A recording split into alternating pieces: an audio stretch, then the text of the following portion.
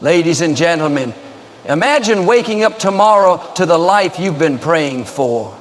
Your dreams fulfilled, your struggles turned into testimonies, and your deepest desires granted.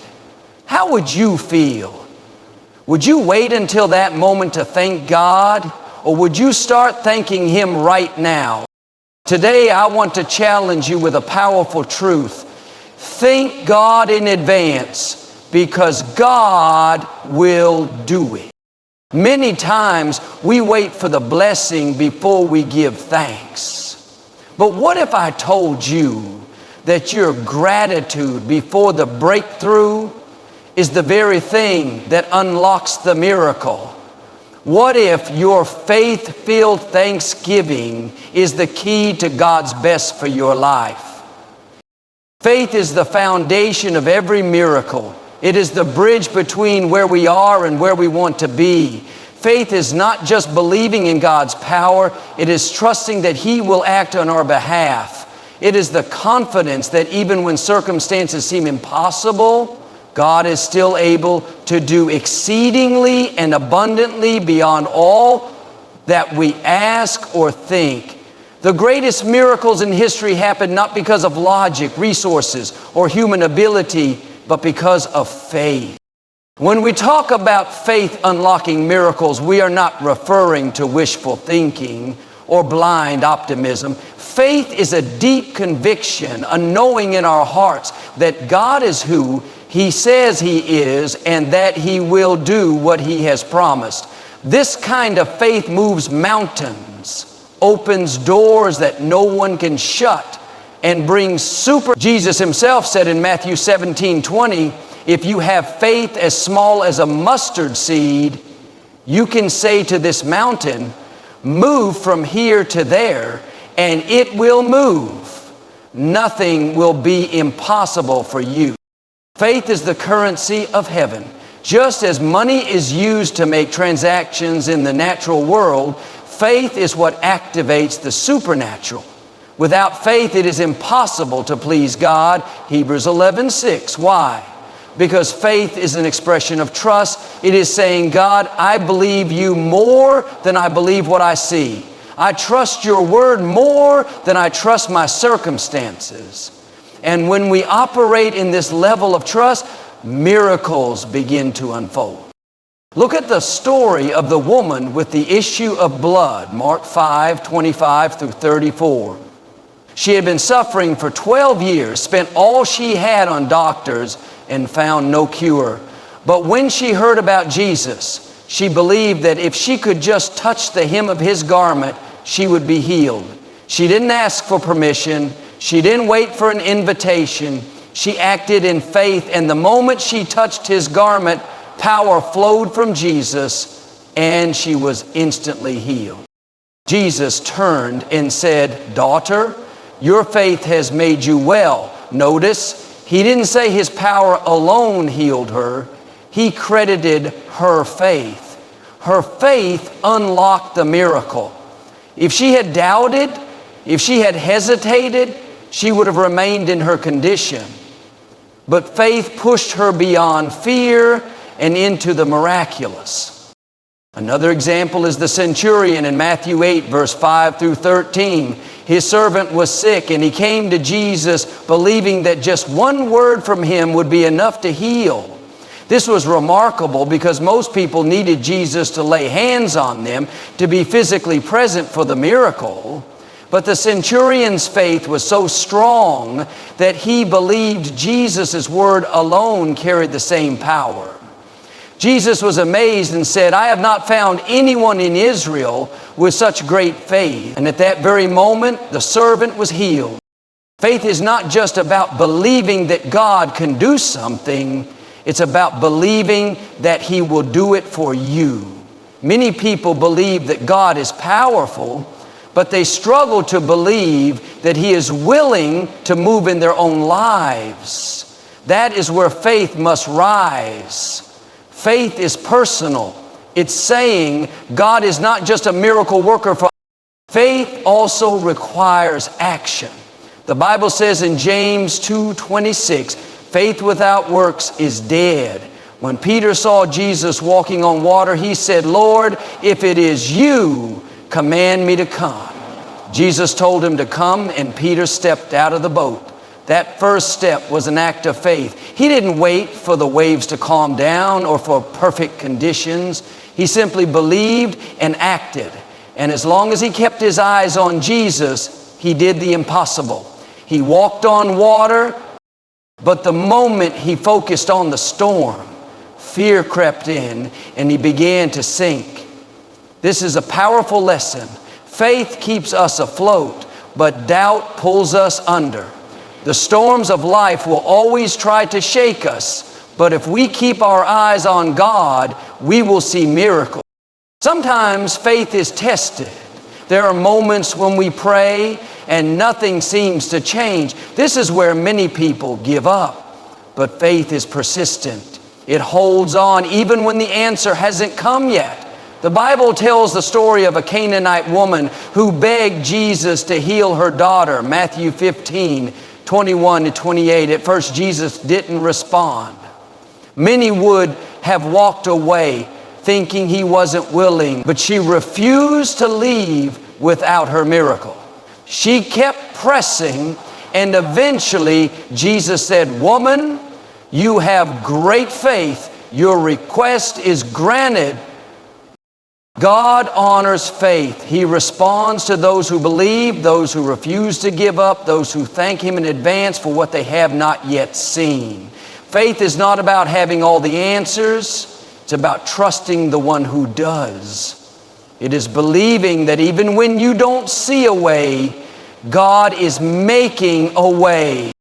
Today, whatever you are believing for, hold on to your faith. Speak life over your situation. Thank God in advance. Because faith is the key that unlocks miracles, and when you believe, you will see the glory of God. Gratitude is a powerful force that shifts atmospheres, changes perspectives, and unlocks breakthroughs. It is not just a reaction to something good happening. It is a posture of faith that welcomes the miraculous.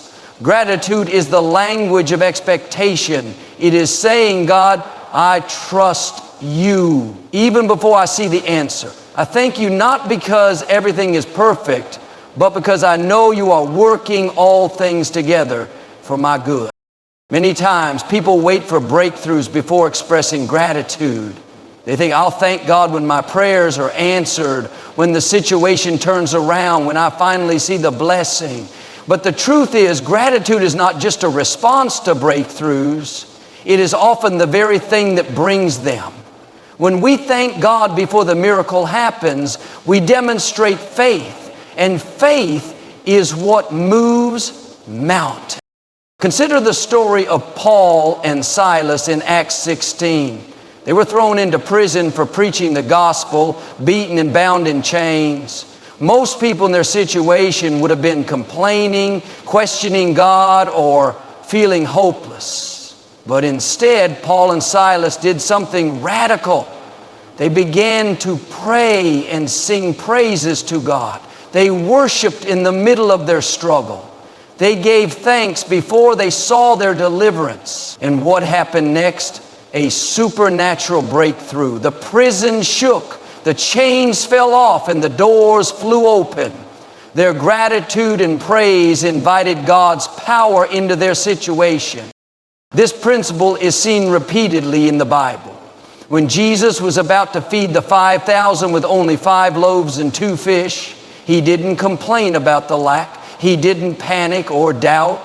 Instead, He lifted what little He had and gave thanks. John 6:11. And the miracle followed. The food multiplied. And not only was everyone fed, but there were leftovers.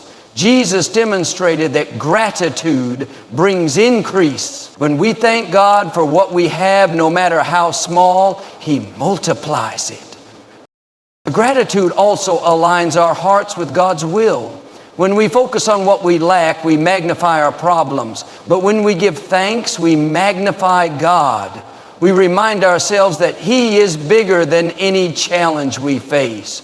This shift in perspective opens the door for breakthroughs, because we stop seeing our circumstances as obstacles and start seeing them as opportunities for God to move. The Israelites in the wilderness provide a contrast to this. Despite seeing miracles, God parting the Red Sea, providing manna from heaven, leading them with a cloud by day and fire by night, they constantly complained. They focused on what they didn't have instead of what God had already done. Their lack of gratitude kept them wandering in the wilderness for 40 years.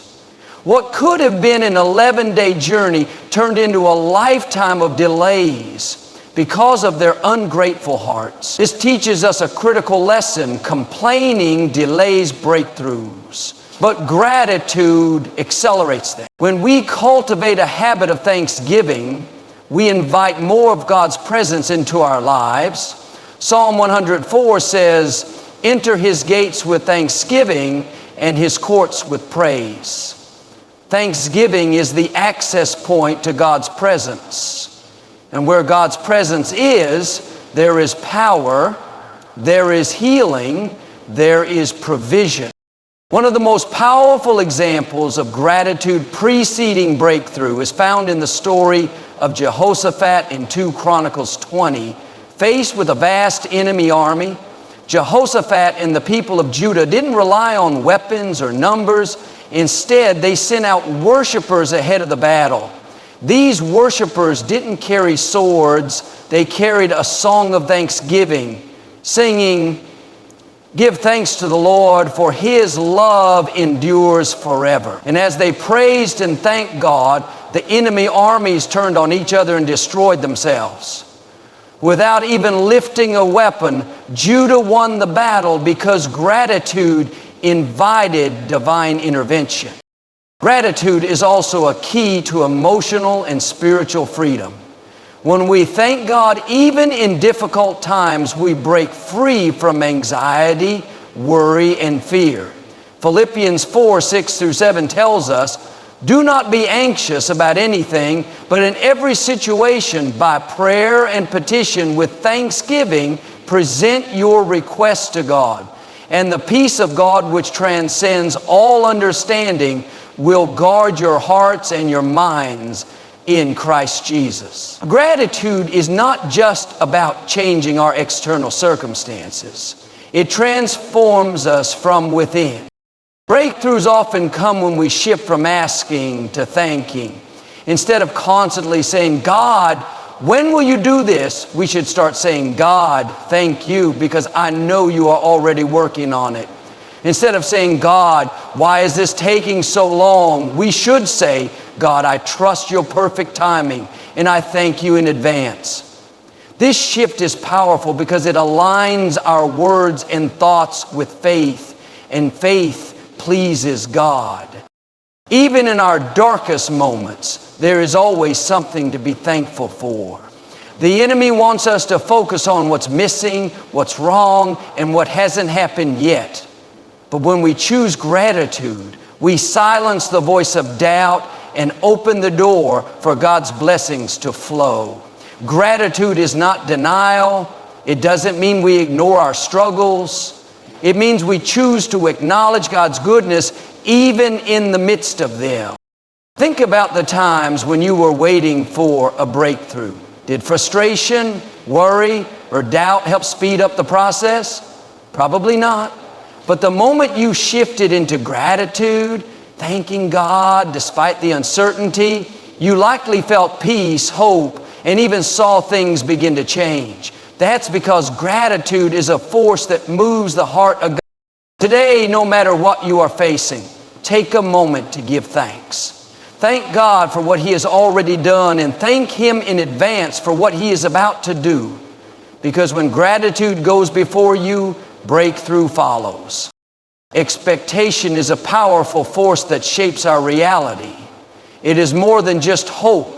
It is a deep belief that something will happen. When we expect something, we prepare for it, we make room for it, and we act as if it is already on its way. This is the kind of faith that fuels manifestation. It is the kind of faith that moves the hand of God. opens doors and brings breakthroughs into our lives.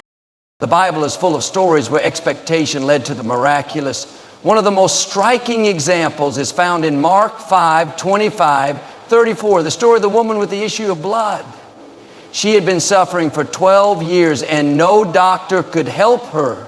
But she had an expectation. She believed that if she could just touch the hem of Jesus' garment, she would be healed. Her expectation fueled her actions. She pressed through the crowd, refusing to let obstacles stop her. And what happened? The moment she touched Jesus' garment, power flowed from him, and she was instantly healed. Jesus turned to her and said, "Daughter, your faith has made you well." Notice, he didn't say his power alone healed her. He pointed to her expectation, her faith, as the key factor. She came expecting a miracle, and she received it. Expectation fuels manifestation. When we truly expect something, our actions change. Imagine a pregnant woman who knows she is about to give birth.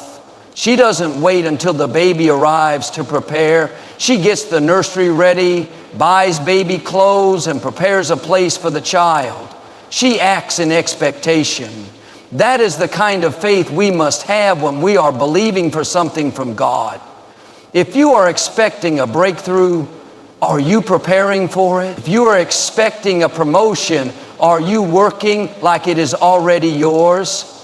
If you are expecting healing, are you speaking life over your body instead of doubt? Expectation is an attitude of faith that shifts the atmosphere. When you walk into a room expecting something great to happen, your energy changes. You carry yourself differently. People can sense confidence and faith. This is why expectation is so critical. It attracts what we believe. Proverbs 23:7 says, "As a man thinketh in his heart, so is he." What you expect is often what you experience. There is a difference between wishing for something and expecting it. Wishing is passive. It hopes something happens, but it doesn't prepare. Expectation, on the other hand, is active. It makes room for the miracle before it arrives. When Jesus was about to raise Lazarus from the dead, he told the people to roll away the stone, John 11:39. He could have done it himself, but he required an act of expectation. By moving the stone, they demonstrated faith that something was about to happen. And then Jesus called Lazarus out of the grave. Many people pray but don't expect results. They say they believe, but their actions show otherwise. James 1:6-7 warns about this. But when you ask, you must believe and not doubt, because the one who doubts is like a wave of the sea, blown and tossed by the wind. That person should not expect to receive anything from the Lord.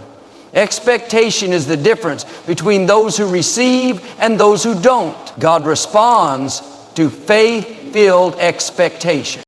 Blind Bartimaeus is another example of expectation fueling manifestation. Mark 10:46-52. He was sitting by the roadside when he heard that Jesus was passing by. He didn't stay silent. He shouted, "Jesus, Son of David, have mercy on me." People told him to be quiet, but he refused. He expected Jesus to heal him, and that expectation made him persistent. Because of his faith, Jesus stopped, called him forward, and healed him. If he had stayed silent, if he had not expected anything, he would have missed his miracle. Expectation requires persistence. Sometimes when things don't happen immediately, people give up. But real expectation doesn't quit. It presses forward. In Luke 18, Jesus tells the parable of the persistent widow who kept coming to the unjust judge asking for justice. She refused to accept no for an answer. Eventually, the judge granted her request, not because he cared, but because of her persistence. Jesus used this story to show that we must pray and expect answers, never giving up. Another powerful example of expectation leading to manifestation is found in 2 Kings 4, where a widow approached the prophet Elisha because her creditors were about to take her sons. She expected a miracle, and Elisha told her to gather empty jars. The amount of oil she received was directly tied to the number of jars she gathered. If she had expected little, she would have gathered few jars and received little. But because she expected more, she gathered many jars, and the oil kept flowing until every jar was full. The miracle was measured by her expectation. What are you expecting from God today? Are you preparing for what you are praying for? If you are asking God to enlarge your territory, are you preparing to handle it? If you are asking for a new job, are you improving your skills and getting ready for opportunities? Expectation is not just about believing, it's about behaving as if the promise is already on the way. It means speaking as if it's done, acting as if it's done, and moving forward in faith. When you expect rain, you bring an umbrella. When you expect guests, you prepare your home. When you expect a miracle, you make room for it. God honors expectation. He responds to faith that refuses to doubt. Expectation is what caused Peter to step out of the boat when Jesus called him. It is what made Abraham move to a land he had never seen because God promised it to him. It is what kept Joseph holding on to his dream even in prison. It is what brought the walls of Jericho down when the Israelites marched in faith. Whatever you are believing for, start expecting it. Expect healing. Expect favor. Expect open doors. Expect breakthroughs. Expect God to do what He promised, because expectation fuels manifestation, and when you believe, you will see the glory of God. God's timing is never too early and never too late. It is always perfect. In our human nature, we often grow impatient, wondering why things haven't happened yet or why we must wait so long for the answers to our prayers. We measure time in days, months, and years, but God operates outside of time. What may seem like a delay to us is actually divine precision. His plans are carefully orchestrated, and every season has a purpose. When we understand this, we stop fighting against the process and start trusting the timing. One of the greatest challenges we face is waiting. Waiting can be difficult, especially when we don't understand why it's necessary. We live in a world that values speed and instant results, but God is not bound by our urgency. He sees the bigger picture. He knows what we don't. He is not just concerned with giving us what we want. He is shaping us, preparing us, and aligning everything for the right moment. The Bible is filled with examples of people who had to wait for God's perfect timing. Take Abraham and Sarah, for instance. God promised them a son, yet years passed and nothing happened. In their impatience, they took matters into their own hands, and Sarah gave her maidservant Hagar to Abraham to conceive a child. But that was not God's perfect plan. When the time was right, despite their old age, Sarah gave birth to Isaac, the child of promise. Their story teaches us that when we try to force things outside of God's timing, we may end up with unnecessary struggles. But when we wait on Him, the promise comes in a way that only He can fulfill. Joseph's life is another example of God's perfect timing. He had a dream as a young boy that he would one day be a ruler, but his journey was anything but smooth. He was sold into slavery by his own brothers, falsely accused and thrown into prison. For years it seemed like his dream would never come to pass. But what Joseph didn't realize was that every step of his journey was preparing him for his destiny. Had he been released from prison too early, he would have missed his divine appointment with Pharaoh. But when the time was right, in one moment, everything changed. He was elevated from prison to the palace, fulfilling the dream God had given him. God's timing is not just about fulfilling promises, it's about developing our character. Waiting seasons are not wasted seasons. They teach us patience, endurance, and reliance on God. King David was anointed as the future king of Israel when he was just a young shepherd boy. But he did not take the throne immediately. Instead, he spent years running from King Saul, facing battles, and growing in wisdom. If David had become king too soon, he might not have been ready for the responsibility. But through every trial, God was molding him into the leader he was destined to be. Sometimes delays are divine protection. We may think we are ready for something, but God sees what we cannot. Perhaps the job we are praying for would not be a blessing, but a burden. Maybe the relationship we want is not part of God's best for us. We must trust that when things don't happen according to our timeline, it is because God is working things out for our good. Romans 8:28 reminds us, and we know that in all things God works for the good of those who love Him, who have been called according to His purpose. Even when we don't understand, we can trust that His plans are always better than ours. One of the most profound examples of God's timing is found in the story of Lazarus. John 11, when Jesus was told that his friend Lazarus was sick, he didn't rush to heal him. Instead, he stayed where he was for 2 more days. By the time he arrived, Lazarus had been dead for 4 days. To those around him, it seemed like he was too late. But Jesus was operating on divine timing. If he had arrived earlier, he would have healed a sick man. But by waiting, he performed an even greater miracle, raising a dead man to life. Sometimes what we see as a delay is actually an opportunity for God to do something far greater than we imagine. Ecclesiastes 3:11 says, "He has made everything beautiful in its time." This means that God's plan unfolds perfectly when we surrender to His will. If we try to rush things, we may end up with something less than His best. But if we trust His process, we will see the beauty of His timing. We often ask, why is it taking so long? But instead, we should be asking, what is God teaching me in this season? Every waiting period has a purpose. Maybe God is strengthening your faith. Maybe He is removing things from your life that would hinder your blessing.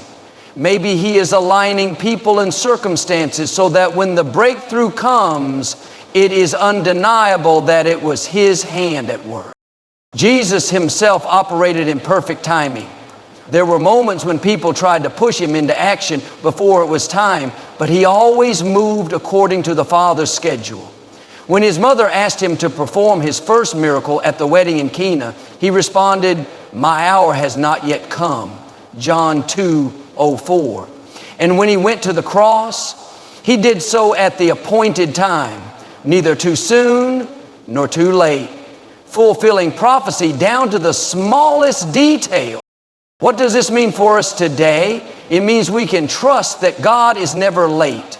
If you are in a season of waiting, don't lose heart. His promises still stand. Just because it hasn't happened yet doesn't mean it won't happen. Trust that He knows what He is doing. Keep praying, keep believing, and keep expecting. At the right time, doors will open. At the right time, healing will come. At the right time, breakthroughs will happen. And when they do, you will see that every delay had a purpose, every waiting season was worth it, and every promise God made will be fulfilled in its perfect time. Because God's timing is never wrong. It is always